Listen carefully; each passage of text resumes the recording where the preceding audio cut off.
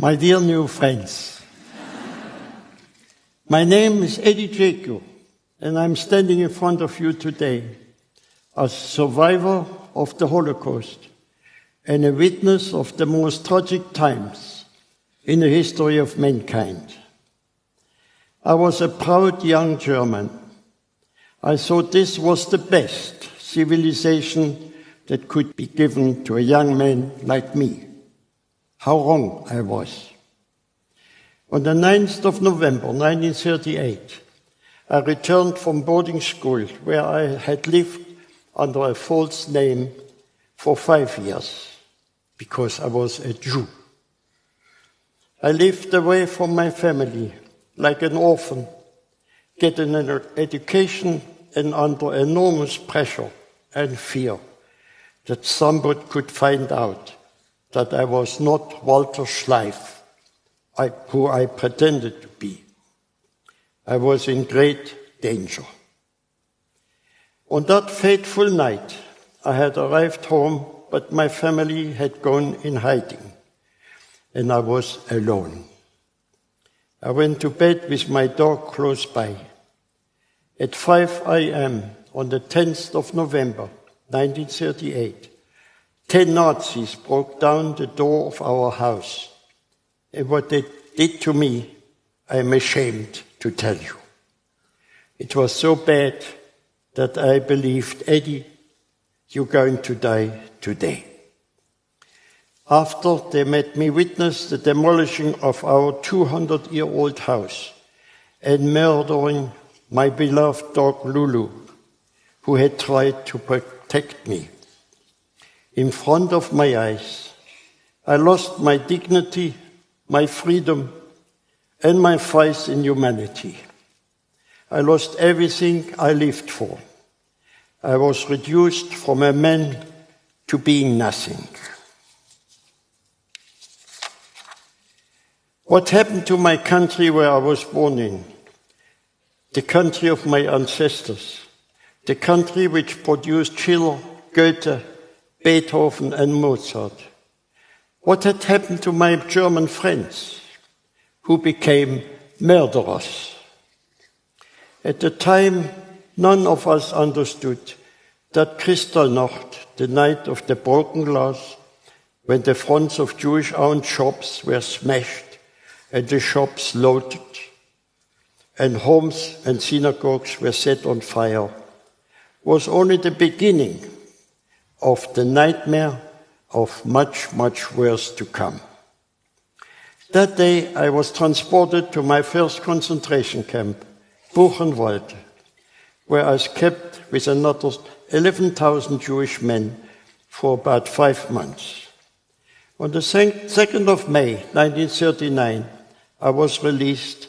My father picked me up and drove me to Aachen. After 10 hours driving, we made an arrangement with a smuggler to take us into Belgium. I spent 2 weeks there with my dad in an apartment until I was arrested by Belgian police as a German, not a Jew, and interned in a camp with 4,000 other Germans. On the 10th of May 1940, the camp was liquidated. We split up in Dunkirk, and I continued on to Lyon. There I was arrested by French police and sent to Gurs, a terrible camp with 6,000 Germans. After my internments and camps, I was finally transported to what became my hell on earth, Auschwitz. My parents and sister were also transported to Auschwitz, and I was never to see my parents again. I did not have a chance to say goodbye to my beloved mother, and I have missed her every day of my life. If you have the opportunity today, please go home and make sure you tell your mom how much you love her. Please do this for your new friend, Eddie. I was lucky enough, managed to escape what became known as the Death March, and I hid in a forest alone for many months before I was found by the American army. But I'm standing here today happy man, who enjoys life with a wonderful wife and a beautiful family. I do not hate anyone. Hate is a disease which may destroy your enemy, but will also destroy you in the process. I'm doing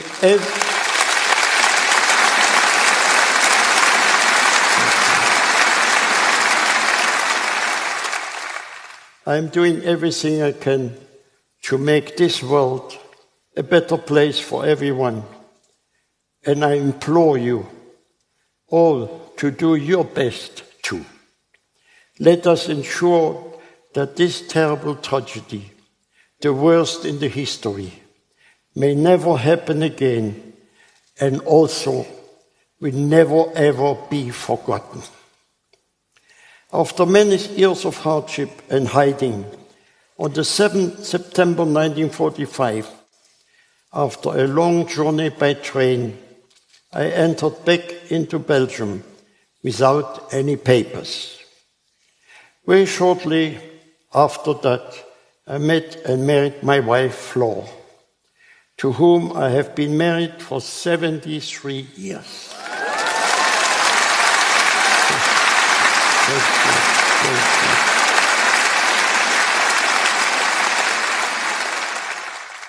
At that time, I was not a happy man, and did not enjoy being amongst people. That was until our first son, Michael, was born. At that time, my heart was healed and my happiness returned in abundance.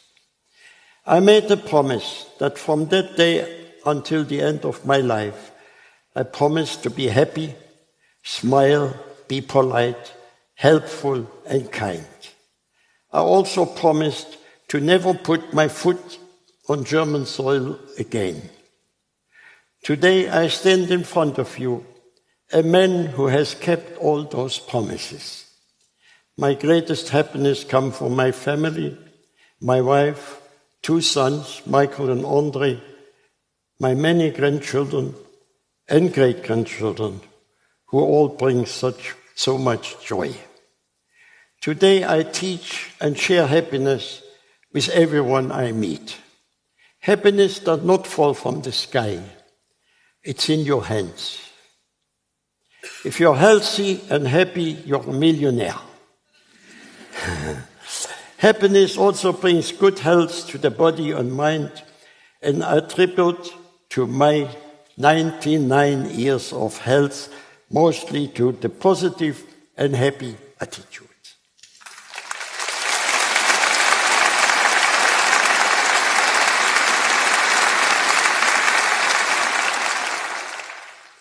One flower is my garden. One good friend is my world. Young people today forget to stop. They're constantly running and don't know where they're running to. You should take time to be happy and enjoy life. There is a time to laugh and there's a time to cry. I see good things in life. Invite a friend or family member for a meal. Go for a walk. Tomorrow will come. But first, enjoy today.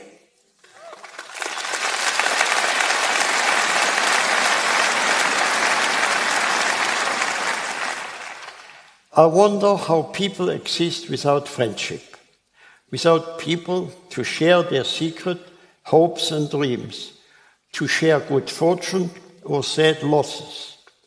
In the sweetness of friendship, let there be laughter and sharing of pleasure. Good times made better and bad times forgotten, due to the magic of friendship.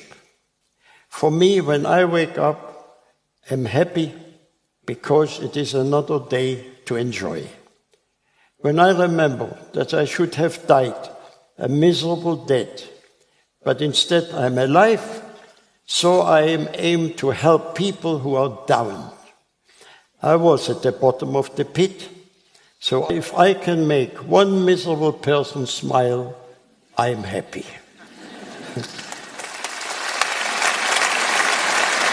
Thank you. Remember these words. Please do not walk in front of me. I may not be able to follow. Please do not walk behind me. I may not be able to lead. Just walk beside me and be my friend.